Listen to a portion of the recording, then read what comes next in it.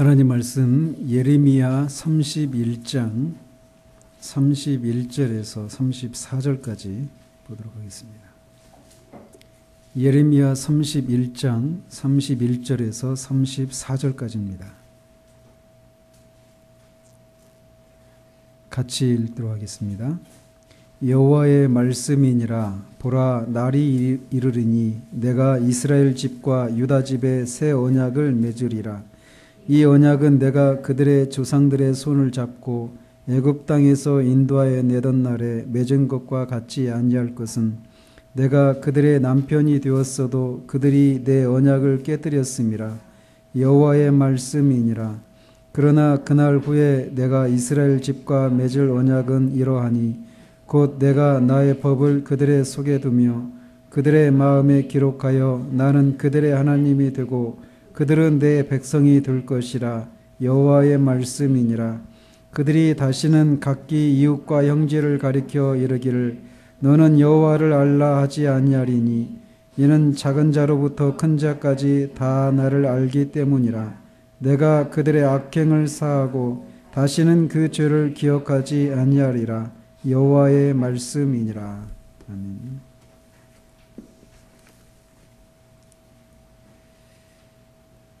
예레미야서는 예레미야의 말을 바룩이 이렇게 받아 적은 그런 것으로 사례되는 책입니다. 예레미야는 예루살렘에서 북동쪽으로 몇 킬로미터 떨어진 아나돗이라고 하는 작은 마을 출생입니다. 그리고 주전 요시야 왕 때 주전 627년경에 선지자로 부르심을 받아서 약 40년 동안 선지자로 사역을 했던 선지자였습니다. 예레미야의 삶은 고난의 연속인 그런 삶이었습니다.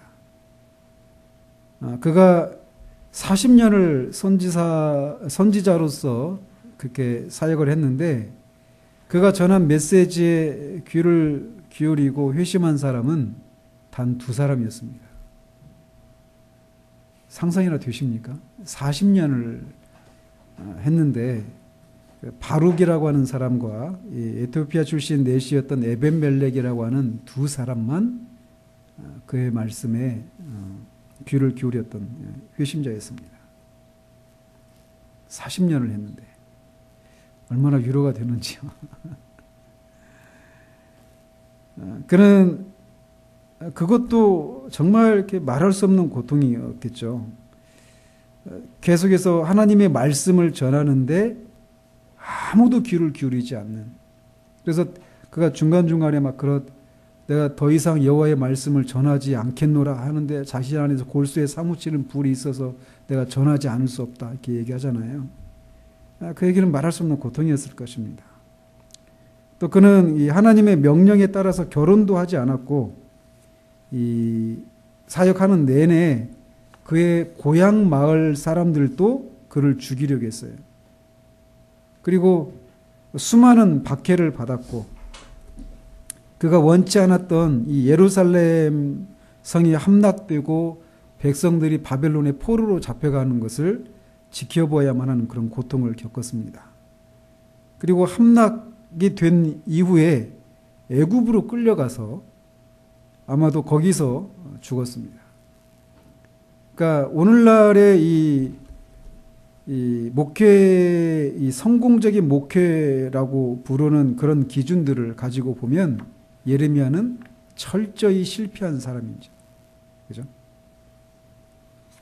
아무도 예레미야와 같은 사역을 감당하려고 하지 않을 것입니다. 마찬가지 신약의 바울과 같은 사람도 그렇죠. 바울도. 오늘날의 그 성공주의 그런 목회 패러다임을 가지고 그걸 추구하는 사람들이 볼 때는 정말 예레미야는 불편한 사람이죠. 그들에게. 그런데 실제로 그랬습니다.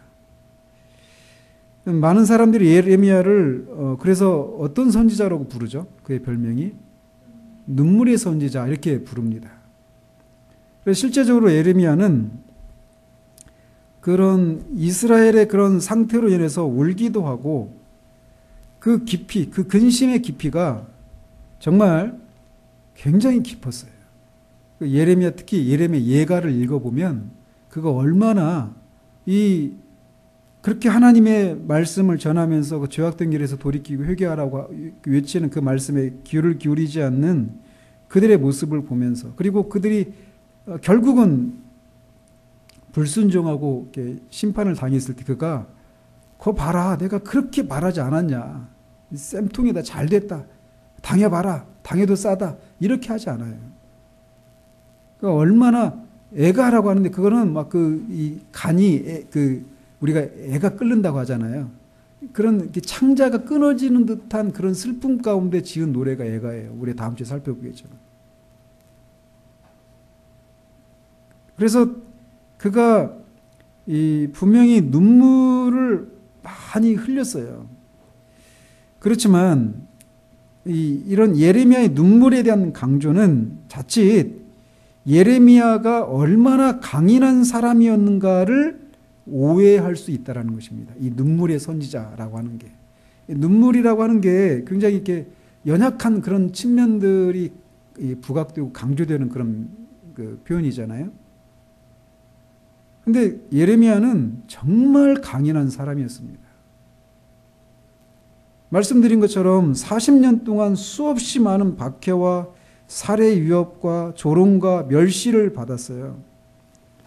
그리고 그의 메시지에 반응하고 회심한 사람은 단 2사람밖에 없었습니다. 그럼에도 불구하고 그는 그의 메시지를 바꾸지 않았어요. 한결같았습니다. 그는 사람들의 반응을 보고 메시지를 바꾸지 않았어요. 그는 단호하고 헌신적이고 오래 참고 소망을 가지고 인내했던 하나님을 따르는 선지자였습니다. 따라서 이런 예레미야의 용기와 인내는 그의 뒤를 잇는 수많은 하나님의 사역자들의 모범이 된다고 할 수 있어요.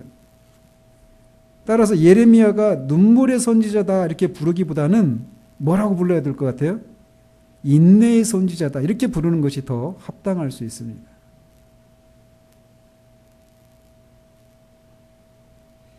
예레미야서는 이 사건이 일어난 순서대로 기록한 책이 아닙니다. 그래서 어떤 주제별로 개별적으로 일어난 사건과 또 자신이 하나님으로부터 받은 계시를 예언의 형태로 주제별로 이렇게 모아놓은 일종의 모음집이라고 할 수 있어요. 여기서 이 사건이 일어난 순서대로 이렇게 기록된 것이 아니라, 따라서 예레미야서는 선지자가 이 자신의 사역에 대해서 이렇게 틈틈이 어떤 오늘날의 용어로 말하면 어떤 공책이나 어떤 스크랩북 이런 거에다가 이렇게 기록해 놓은 것을 이렇게 모아놓은 것, 이렇게 보는 게 유익할 것이다라는 것이죠. 그래서 예레미야서는 이렇게 어떤 자신의 삶에 대한 이야기를 이렇게 이렇게 기록해 놓은 그런 어떤 그 사건들의 어떤 모음집 이렇게도 볼 수 있지만, 그런 것들 속에 무엇이 이렇게 잘 이렇게 녹아져 있느냐면, 그런 그 자기가 살고 있는 그 세대의 영적인 필요를 이렇게 다루고, 이 자신이 그런 것들을 보면서 고통받고 있는 자신의 영혼의 그런 감정 상태들을 잘 이렇게 묘사하고 있다라는 거예요. 그래서 이 예레미야서를 보면은 예레미야의 영혼이 이렇게 보여요. 그냥 객관적으로 이 어떤 막 전한 말씀과 그들의 반응 이런 것만 있는 게 아니라, 그런 것들을 바라보면서 그 안에서 막 일어나는 그런 고통들 이런 것들을 잘 묘사해 놓고 있다라는 것입니다. 기록해 놓고 있다라는 것입니다. 비록 말씀드린 것처럼 이 예언서가 사건이 일어난 순서대로 배치가 되어 있지 않고 또 어떤 통일성을 찾기가 쉽지는 않아요. 그럼에도 불구하고 이 책에서 어떤 통일성을 우리가 이렇게 찾아낼 수 있는데, 그 2가지 점에서 이 통일성을 찾아낼 수 있습니다. 하나는 예레미야 선지자 자신이에요. 그리고 또 하나는 그가 사랑한 예루살렘 성입니다.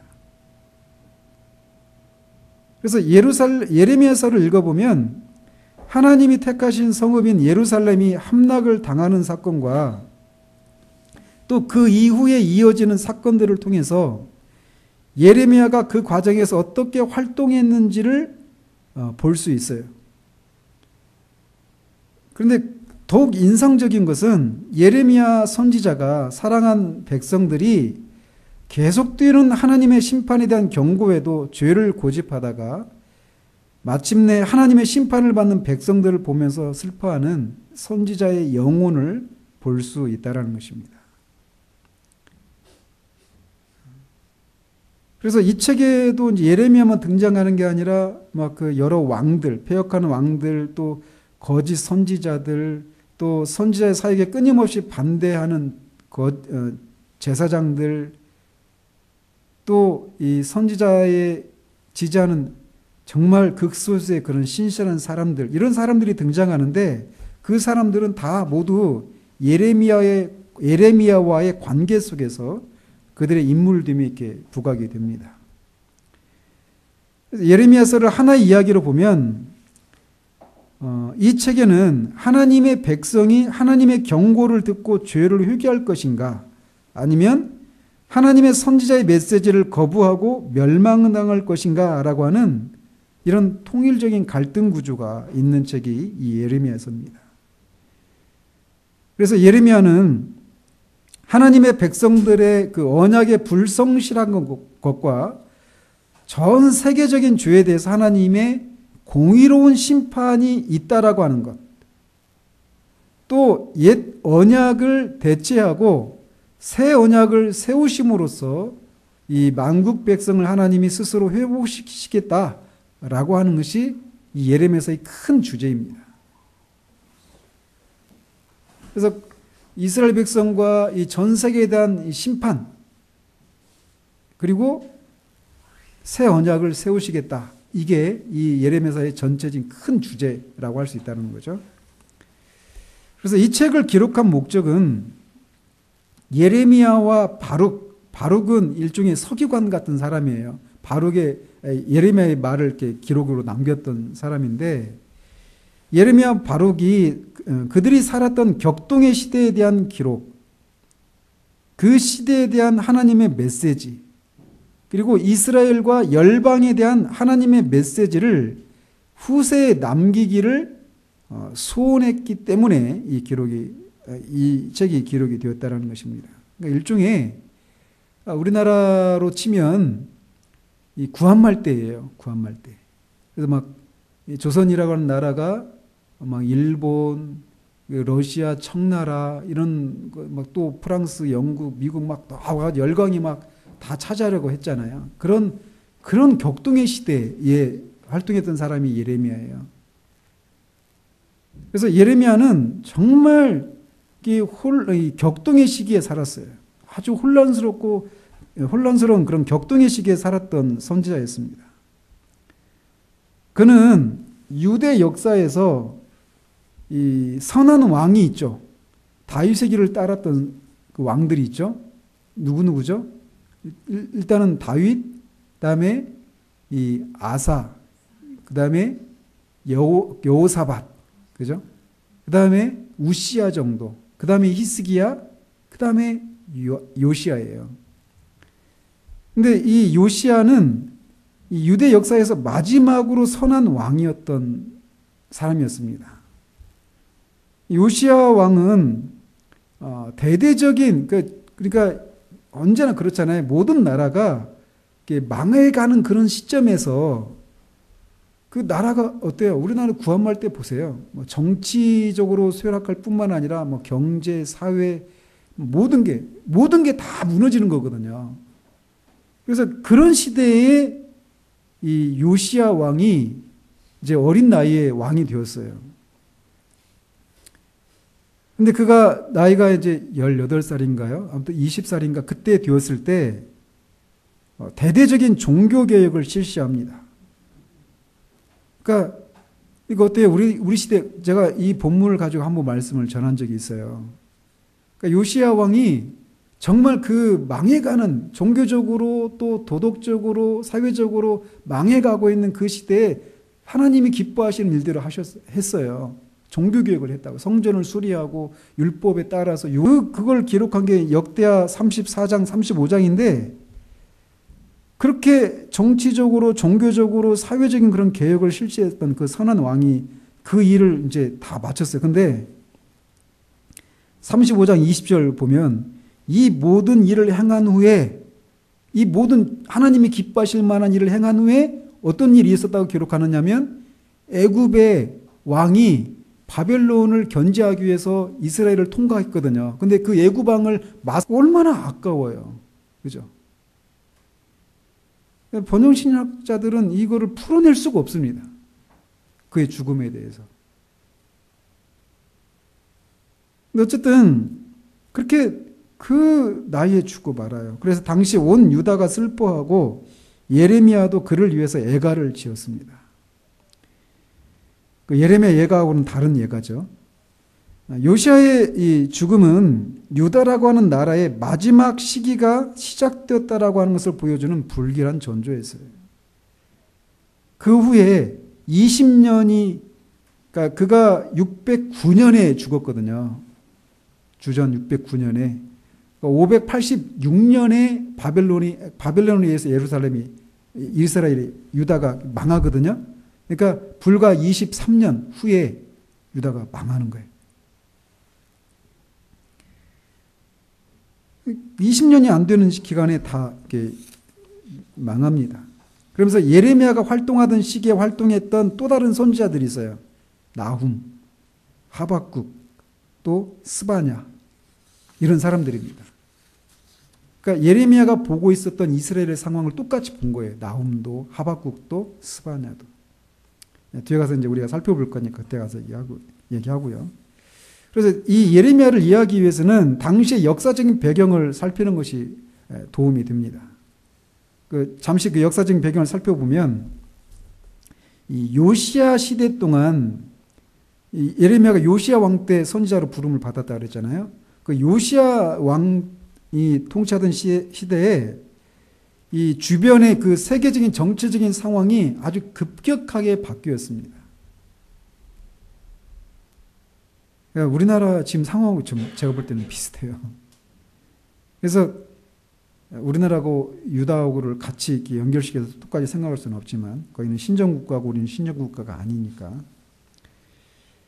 어쨌든 그 당시 상황이 어떤 상황이었냐면 이 이스라엘의, 그러니까 남유다인데 정확한 명칭은 이스라엘이라고 할게요. 이 이스라엘의 남쪽에는 뭐가 있었어요? 어떤 제국이 있었어요? 애굽 제국이 있었어요. 애굽. 그리고 북쪽으로는 아수르라고 하는 제국이 있었고 이 아수르의 뒤를 이어서 바벨론 제국이 일어났었어요. 그러니까 생각해 보세요. 어떤 기존의 어떤 강력한 제국이 있어요. 근데 그 제국이 막 쇠락하고 있는 때에 신흥 제국이 막 일어나는 그때 어때요? 굉장히 혼란스럽죠. 그죠? 끊임없는 그런 혼란이 있어요. 지금 그런 면에서 비슷하다는 거예요. 중국이 막 일어나잖아요, 지금. 또 미국의 그 초강대국 미국이 있죠. 미국이 지금 제가 볼 때는 쇠락해 가고 있거든요. 중국 막 일어나고 있죠. 러시아 또 옛날에 그 영광을 막 회복하려고 막 하죠. 아무튼 혼란스러운 그런 시기라는 것을 말씀드리고 싶은 거예요. 그래서 이 요시야 왕 당시에는 아수르가 이 당시 그 근동을 지배하고 있었던 강대국이었습니다.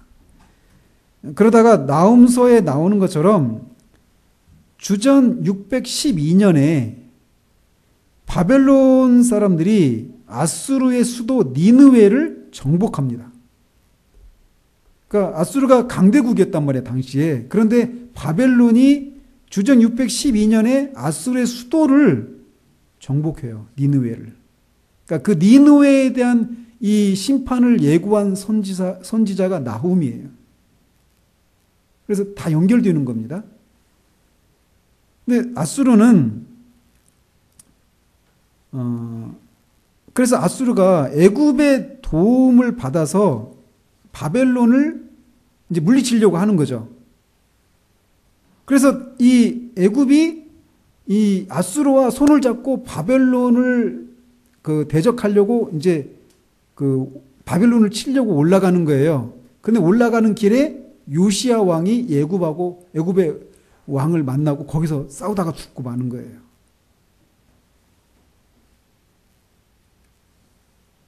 근데 그 싸움에서 결국 이 바벨론이 아수르를 물리치고 아수르는 망하고 바벨론이 이제 신흥 강국이 되는 겁니다. 그 아수르가 그 요시야 왕이 죽었던 그 전쟁에서. 그래서 요시야가 죽은 직후에 바벨론이 아직 아수르가 지배했던 그 나라들을 한꺼번에 지배할 수 있는, 땅들을 한꺼번에 정복할 수 있는 건 아니잖아요. 어느 정도 시간이 필요할 거 아니겠어요? 그래서 바벨론이 아수르를 정복하긴 했지만 그들이 통치하고 있었던 그 기존의 땅들을 다 정복하지 못한 그런 시기에 있을 때 애굽이 이제 그 틈을 타서 애굽이 좀 이제 영향력을 행사하는 거예요. 유다에. 그래서 이 애굽이 요시야의 아들이 여호아하스였는데 이 여호아하스 왕 요시야를 뒤를 이은 여호아하스가 그 왕위에 남아있는 것을 애굽이 원하지 않아요. 그래서 이 요시야 여호아하스를 여호야김이라고 하는 이름으로 바꿔버립니다. 애굽이. 그러니까 유다가 얼마나 주변 애굽, 아수르, 바벨론 이 강대국에 막 이리 치고 저리 치고 막 이런 상황이에요. 그러다가 바벨론이 주전 605년 무렵에 다시 이제 남진을 합니다. 그러니까 위치를 좀 아셔야 되는데 유다가 있어요. 유다가 있으면 유다를 중심으로 동북쪽이 바벨론의 제국이에요. 그리고 유다를 중심으로 남쪽이 애굽이 있는 거예요. 그리고 이제 그 북쪽으로는 원래 아수르 제국이 있었는데 이 아수르 제국이 바벨론에 멸망을 당하고 있는 상황이라는 거죠. 그래서 이 바벨론이 605년에 이렇게 남진을 합니다. 그러면서 여호야김이 이제 애굽을 섬기고 있다가 바벨론을 섬겨요. 이제 바벨론이 더 강성해지니까. 그래서 그때 이제 바벨론이 그 1차로 이 유다를 이렇게 침략을 해가지고 포로로 잡아갑니다. 이스라엘 백성들을. 그때 다니엘과 다니엘의 세 친구들이 그때 끌려가요. 그러니까 주전 605년에 1차로. 그래서 여호야김이 이 바벨론을 섬기다가 바벨론에 또 반역을 합니다.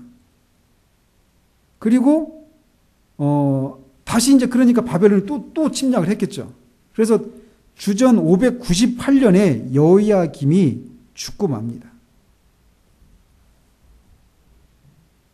그리고 나서 여호야김을 이렇게 이어서 여호야긴이 이렇게 왕위로 이렇게 세워지는데 그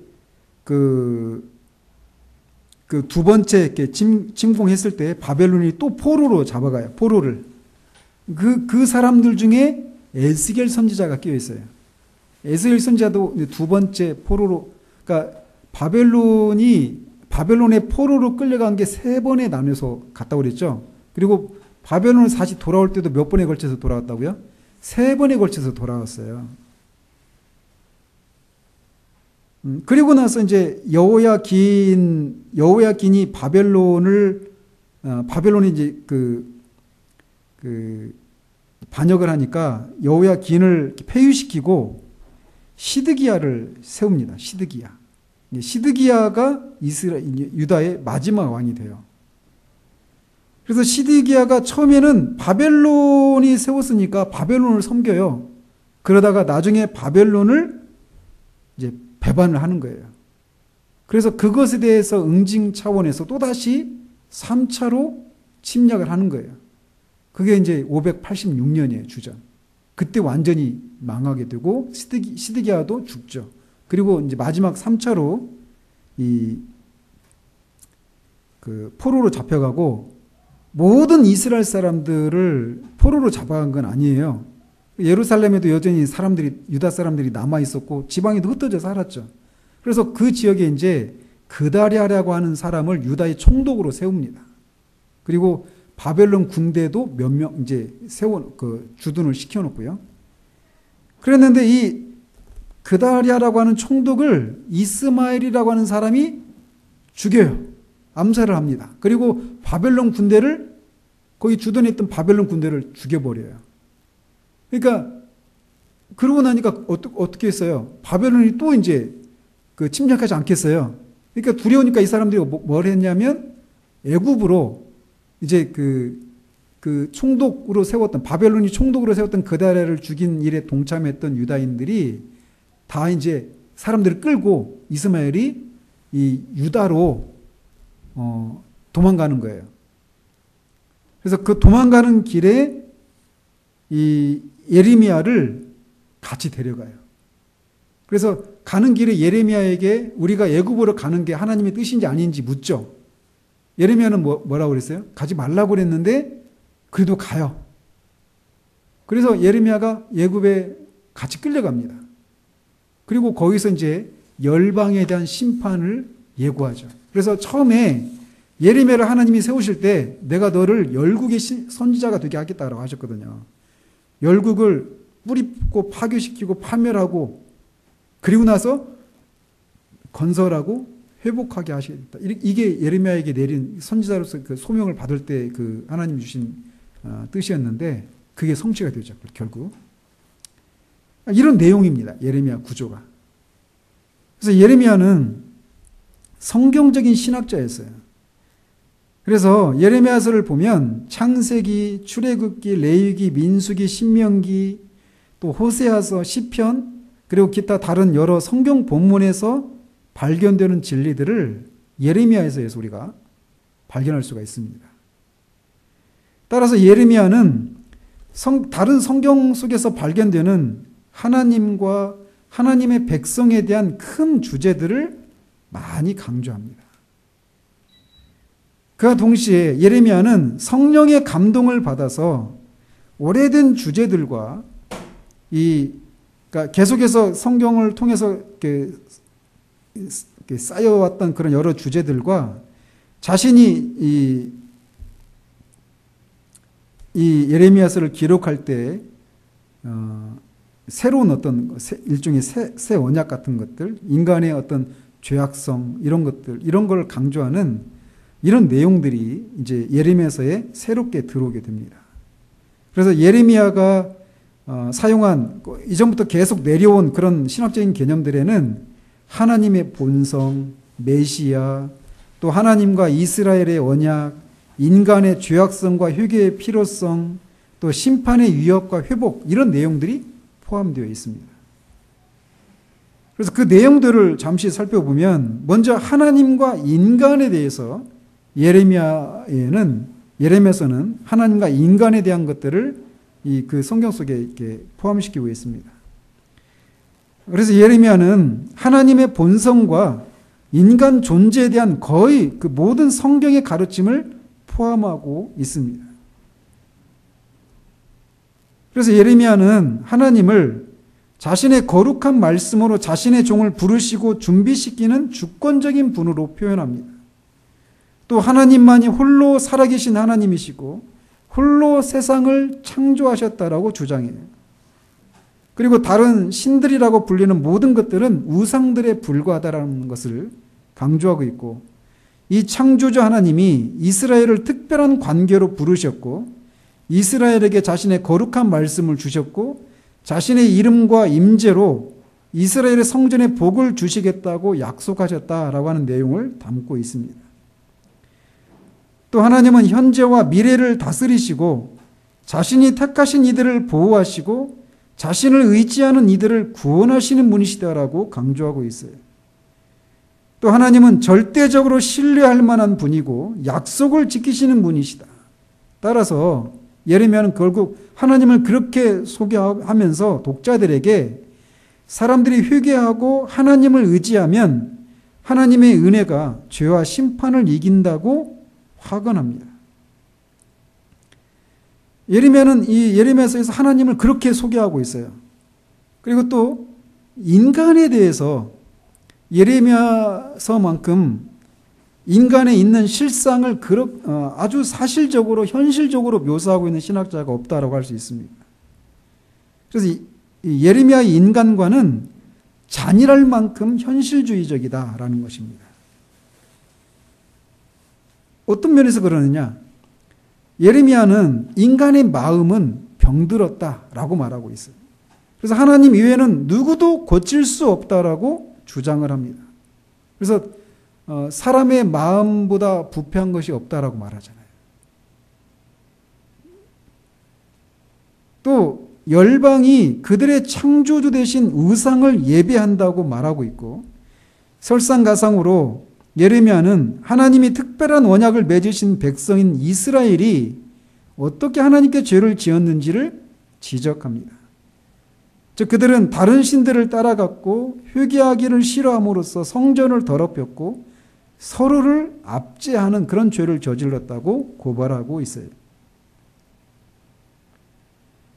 그래서 이스라엘과 열방은 이렇게 하나님께 죄를 지었기 때문에 창조주 하나님은 자신이 창조하신 땅 위의 모든 나라의 심판자가 되신다라고 하는 것을 선언하고 있습니다.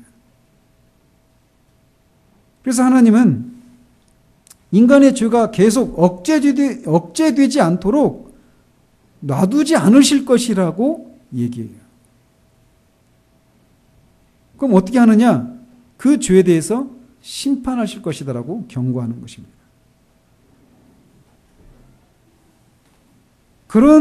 그래서 예레미야에 보면은 이렇게 역사를 주관하신 하나님이 인간들의 악에 대해서 심판하신다라고 하는 내용들이 등장하면서 여호와의 날에 대한 이런 표현들이 굉장히 많이 나옵니다.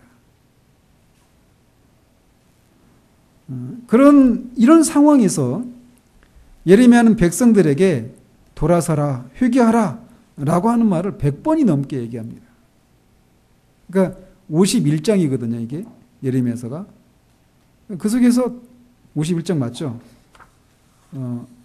거기서 100번이 넘게 하니까 한 장에 뭐 2번씩 하는 거죠.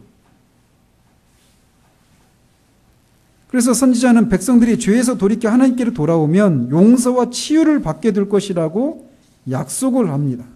그리고 하나님은 회개하는 백성을 새롭게 하실 것이라고 굳게 믿으면서 그럼에도 불구하고 자기 시대에 이 자신이 전한 메시지에 그들이 회개하지 않는 그런 것을 보면서 애통해합니다. 그런데 그런 예레미야에게 하나님이 오늘 본문에 있는 것처럼 하나님이 스스로 회개와 갱신을 시키는 이 새 언약에 대한 약속을 해주시는 거예요. 그게 선지자에게는 위로가 되는 거죠. 자기 시대에는 그걸 못 보지만 하나님이 그걸 하시겠다라고 하는 것을 약속하신 것을 통해서 위로를 얻는 거예요. 이렇게 예레미야서에서는 하나님과 인간에 대한 내용들이 들어있고요. 또 예레미야서에서는 옛 언약과 메시아와 새 언약에 대한 내용들이 풍성하게 나옵니다. 다른 선지자들처럼 예레미야도 하나님이 이스라엘과 언약을 맺으셨다라고 믿습니다. 그래서 하나님과 이스라엘 사이의 언약은 하나님이 하신 일과 하나님이 하신 약속에 기초한 것으로 이스라엘은 세상에서 하나님이 특별한 백성으로서 하나님을 위해서 살고 또 하나님은 그들을 보호하시겠다라고 하는 그런 내용으로 구성된 약속을 하나님과 이스라엘 사이에 맺었다라고 그는 믿고 있어요. 그리고 이 언약은 아브라함, 이삭, 야곱에게 하신 약속들의 뿌리를 두고 있는 것으로 그가 또 다시 언급합니다. 그래서 그 언약의 핵심적인 내용은 이스라엘이 제사장 나라가 되고 거룩한 백성이 되도록 하나님이 그들을 부르셨다라는 거예요. 그러니까 그들은 그런 삶의 자리로 부르심을 받은 이들이 해야 될 것은 뭐예요? 하나님을 신뢰하고 하나님을 위해서 살아야 하는 거예요. 무엇을 따라서? 하나님이 주신 율법을 따라서. 그리고 이렇게 그 아브라함, 이삭, 야곱에게 하신 약속 위에 또 하나님은 이 다윗에게 한 영원한 나라에 대한 약속을 해 주십니다. 그 약속에서 이 다윗 언약이라고 하잖아요. 근데 그 약속에서 문자적으로 기름 부음 받은 자라고 하는 이런 개념이 나옵니다. 기름 부음 받은 자가 누구예요? 메시아잖아요. 메시아. 그죠? 그래서 예레미야는 이사야서만큼 메시아를 자주 언급하지는 않습니다. 그럼에도 불구하고 예레미야서에도 메시아에 대한 언급이 빠져 있는 것이 아니에요. 예레미야는 하나님이 이스라엘의 남은 자를 모아서 다윗에게 신실한 자들을 다스릴 한 의로운 가지를 일으키실 것에 대해서 약속을 받습니다. 그리고 이 왕이 오시면 이 왕은 우리의 공의가 될 것이다. 이런 식으로 하나님과 다윗과의 영원한 언약이 언제라고 딱 정확하게 밝히지는 않았지만 어느 때에 완전히 지키실 것이다라고 하는 것을 다시 언급하고 있어요.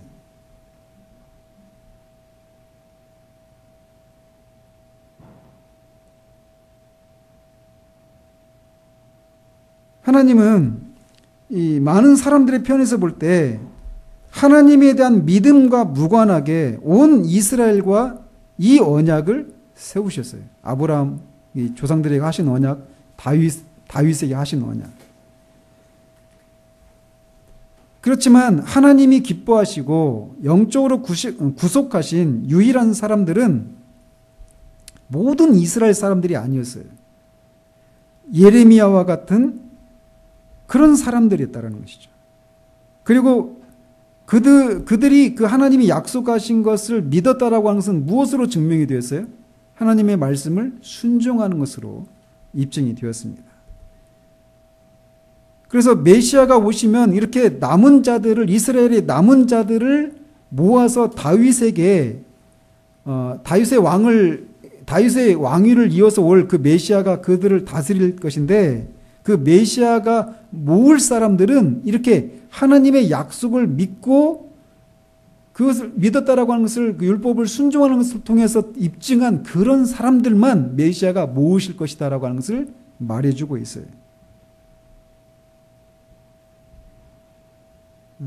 그래서 하나님은 미래에 정확하게 몇 년 이렇게 말씀하시지 않지만 미래에 하나님이 이스라엘 집과 유다 집에 새 언약을 맺으실 것이라고 하는 좋은 소식을 전하는데 이 예레미야를 사용하셨습니다. 이 언약이 옛날에 맺었던 이 아브라함과 또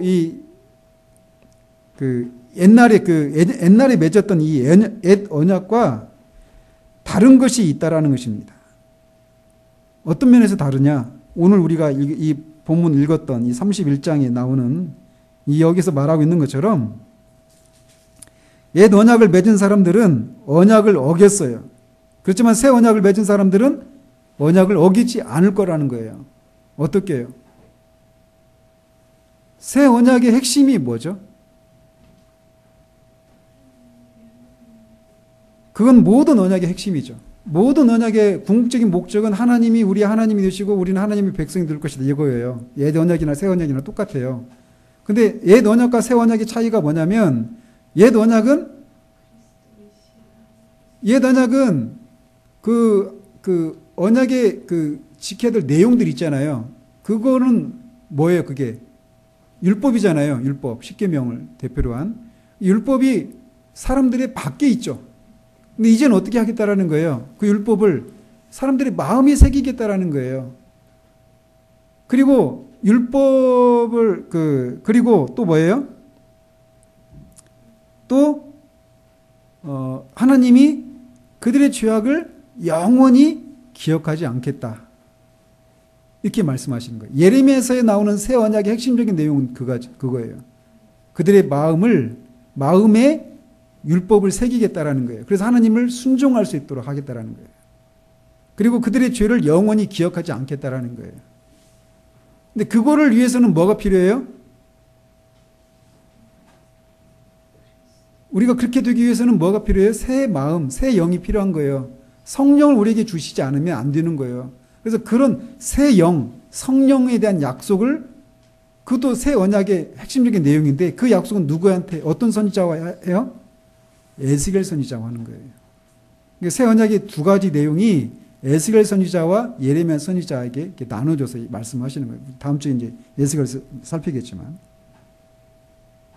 그래서 그 약속을 해주시는 거예요. 이 예레미야에게. 그러니까 보십시오. 예레미야가 40년 동안 그들에게 끊임없이 말씀을 전했어요. 근데 그들이 자신들의 죄를 회개하지 않는 거예요. 그래서 그런 과정 속에 예레미야가 뭘 봤어요? 사람들이 마음이 만물보다 심히 부패한 게 사람의 마음이다라는 것을 보는 거죠. 그럼 사람들이 어떻게 해야 되는 거예요? 그들의 마음, 새 마음이 필요한 거예요. 새 마음을 주시지 않으면 절대로 하나님 이 말씀에 순종할 수 없다라는 거예요. 그래서 하나님이 그들의 하나님 되고 그들이 하나님의 백성으로서의 그런 구별된 삶을 살지 못한다는 거예요. 하나님의 백성으로서의 신실한 삶을 살 수 없다라는 거예요. 그런 40년의 그 사역을 통해서 처절하게 깨닫는 거예요. 말씀을 전해도 회개하지 않고 그런 현실을 보면서 그는 끊임없이 애통하는 거예요. 그리고 지쳐서 어떤 때는 내가 이걸 정말 더 이상 못하겠다. 이렇게 하는데 전하지 않으면 견딜 수 없는 골수에 사무치는 불이 있어서 또 말씀을 전하는 거예요. 얼마나 그게 고통이겠어요. 그죠? 아무리 전해도 반응이 없는데 안전하자니 전할 수밖에 없는 그런 그 마음에 그런 부담이 있는 거예요. 영혼에 그 불이 있는 거예요. 그런 예레미야에게 하나님이 위로하시는데 뭘 통해서 위로하시는 거예요? 이 새 언약에 대한 약속을 주시는 것을 통해서 위로하시는 거예요. 예레미야는 그걸 못 봤어요. 자기 때 그걸 못 봤단 말이에요. 그 새 언약의 성취는 누구를 통해서 하셔요? 예수 그리스도를 통해서 하시는 거예요. 이 뒤로도 거의 600년 뒤에요. 586년에 망했으니까 예수님 오셔서 33년 동안 사역하셨는데 600년 지난 뒤잖아요. 근데 그 오셔서 이루실, 그래서 이스라엘에게 그 약속하신, 그래서 하나님이 그 꿈꾸신, 궁극적으로 약속하신 하나님의 백성, 하나님이 그들의 왕이 되시고, 하나님 되시고, 그들은 하나님의 백성이 되는 이것이 성취될 것이라고 하는 것을 약속해 주신 것을 통해서 그를 위로해 주시는 거예요. 그러니까 거듭 말씀드리지만 예레미야는 오늘날의 이 성공 지향주의적인 그런 이 목사들이 볼 때는 정말 불편한 존재예요. 얼마나 불편한 존재겠어요. 그래서 구원사적으로 예레미야서를 이렇게 요약하면 예레미야는 요시야 왕 시대 부흥기에 예루살렘의 백성들에게 말씀을 선포하도록 부르심을 받았고 예루살렘 성이 최종적으로 바벨론 사람들에게 함락되는 동안 계속해서 백성들에게 말씀을 전했습니다. 자, 이것도 정말 얼마나 고통스럽게 해서 저는 막 예레미야 생각하면 정말 얼마나 그 마음의 그 압박이 컸을까. 그러니까 거짓 선지자들이 예레미야 선지자 때 거짓 선지자들이 많이 활동했잖아요. 그리고 그들이 백성들한테 인기가 있었거든요. 왜 그랬어요? 거짓 선지자들은 백성들을 위로했어요. 이 강대국이 우리가 바벨론의 포로로 잡혀가도 몇 년 만에 다시 해방된다 막 하면서 소망에 대한 메시지를 막 전했거든요. 그리고 포로로 잡혀간 사람 아까 3차로 나눠서 잡혀갔다 그랬잖아요. 근데 포로로 잡혀가는 사람들한테 예레미야는 너희들 거기 가면은 70년 동안 살아야 되니까 거기서 그냥 정착하고 애들 낳고 그렇게 그 나라를 위해서 기도하고 하면서 그렇게 살으려고 얘기하는 거예요. 근데 거짓 선지자들은 곧 돌아온다라는 거예요. 그러니 예레미야는 백성들한테 얼마나 미운 존재였겠어요. 그렇지 않겠어요? 근데 그거를 계속 전하는 거예요. 40년 동안. 저는 감당 못해. 그래서 예레미야의 임무는 예루살렘이 멸망한 것은 하나님 편에서 어떤 부족함이 있어서가 아니라 유다가 참 선지자가 아닌 거짓 선지자들의 말을 들음으로써 하나님께 대해 신실하지 못했기 때문이라고 하는 것을, 그런 메시지를 그들에게 분명하게 각인시키는 것, 그것이 예레미야의 임무였어요. 그러나 이 끔찍한 재앙조차 끝이 아니었다라는 것입니다. 예레미야는 포로에서 돌아오고 또 영원한 언약을 맺으시고 하나님의 백성이 마침내 마음속에서 언약을 받아들일 새 언약을 예언합니다. 그래서 이스라엘과 유다가 재통일될 것이고 마침내 세상의 빛을 가져다 줄 자신들의 소명을, 너희가 제사장 나라가 되고 거룩한 백성이 될 것이다, 이게 이스라엘의 존재 이유였잖아요. 근데 그것이 성취될 것이라고 하는 것을 말해주는 거예요. 그러니까 결국 막 말할 수 없는 그런 어떤 그 절망과 그런 암담함, 이런 것들이 있죠. 슬픔, 애통함. 근데 또 동시에 그게 끝이 아니라 소망이 있다라는 거예요. 새 언약을 통해서 하나님이 그들을 회복시키시고 또 메시아를 통해서 이 남겨진 자들을 모아서 공의로 통치하는, 그래서 이스라엘이 이 세상 가운데 존재했던 그런 이유들을 성취될 날이 올 것이다 라고 하는 것으로 이 예레미야가 구성되어 있다는 것입니다. 우리의 삶도 마찬가지예요. 저는 예레미야를 이렇게 읽으면서, 특히 선지서들을 읽으면 제 안에는 막 그런 은혜가 막 있어요. 그들이 감당했던 그런 시대적인 그런 암울함과 그 격동기에 얼마나 그들의 영혼이, 나중에 다 보십시오. 하박국이든 뭐 스바냐든 말라기든, 말라기도 막 얼마나 많은 내용이 있는지 몰라요. 그 짧은 성경 안에. 그들의 그 선지자들에게는 그런 게 막 있는 거예요. 그 사건들에 대한 기록뿐만 아니라 그 사건들을 바라보는 그 선지자 영혼의 그 갈등, 싸움들, 막 이런 것들이 있는 거예요. 근데 결국은 그들이 하나님으로부터 하나님이 주시는 그 약속을 붙들고 그걸 극복해내는 거예요. 그들의 시대에 이루어지지 않는데도 단지 약속만 받고. 우리도 어떻게 살아야 되겠어요? 우리에게도 교훈한 바가 있죠. 기도하겠습니다. 하나님 아버지, 예레미야가 어떤 내용들을 담고 있는지를 이 짧은 시간에 살펴보았습니다.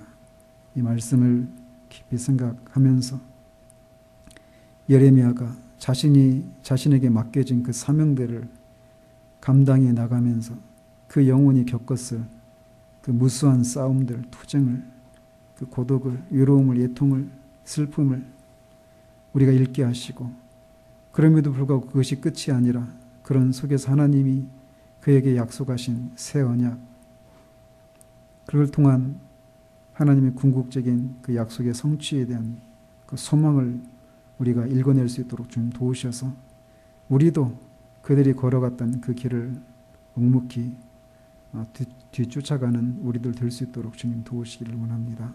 예수 그리스도 이름으로 기도합니다. 아멘.